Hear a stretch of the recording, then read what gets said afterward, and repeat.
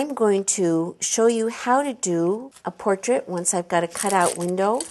This is Elias, my oldest boy grandchild. Let me move this here so you can see things easily. I took his silhouette, I cut it out of the self-stick paper. I drew around it with a Pigma pen and then removed the silhouette.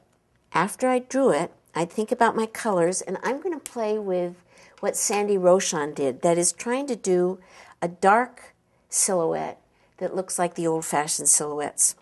I'm going to pick out 3 colors. I'm going to move them over to this paper. What is this all about?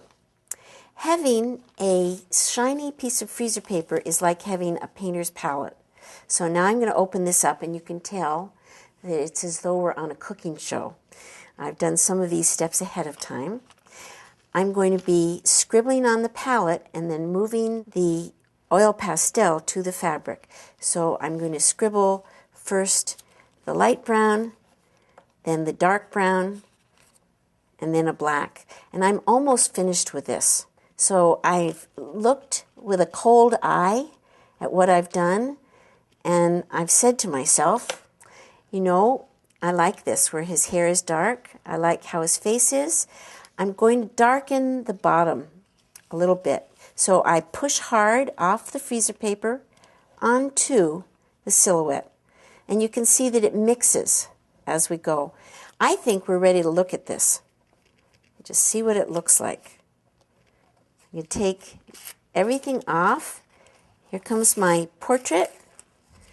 And there you have a silhouette of a young boy. I used a paper to stabilize it on the back. The exciting part to me is every one of you knows how to put this in your family history block. There's one thing we should do, though. We should really label these portraits. The world is full of boxes of photographs. Nobody knows who they are. So I'm going to show you how to write on your block. This is a self-portrait.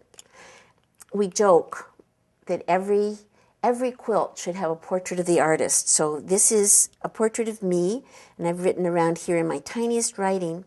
This is a kind of writing called Copperplate, and I'd love to show you how to do Copperplate. You and I are particularly lucky if we are over 30 years old, for many reasons, but partly because we were taught in school to do a slanted hand. If I make my capitals 3 times my lowercase and I thicken the downstroke, I can make it look like this elegant writing that is in the album quilts. I'm going to show you how to do it over here. I'm going to need to turn this way. I put masking tape on the back to stabilize the back. I write a rough draft of what I'm going to write here, and I position this exactly where we want it. So I'm going to put Elly Sienkiewicz scripts it, which means Elly Sienkiewicz wrote it. So why am I being so highfalutin and using a Latin word? Because this is what calligraphers do. They write that word, it was written by.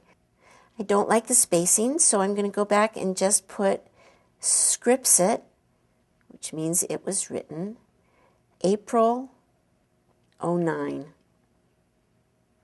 And then I'm going to have to take this off. I've got to do 2 last things, and that'll finish up.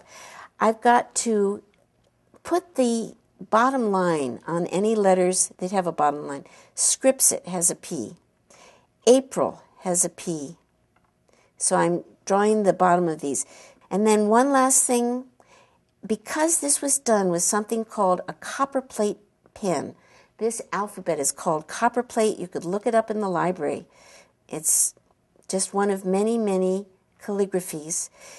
If it was done in a Copperplate pen, 9, I do my 9s falling below the line. The Copperplate pen was pointed, just like this Pigma pen, but it was very flexible. So any place where they pulled down on the pen, pulled down, it thickened the downstroke. So there.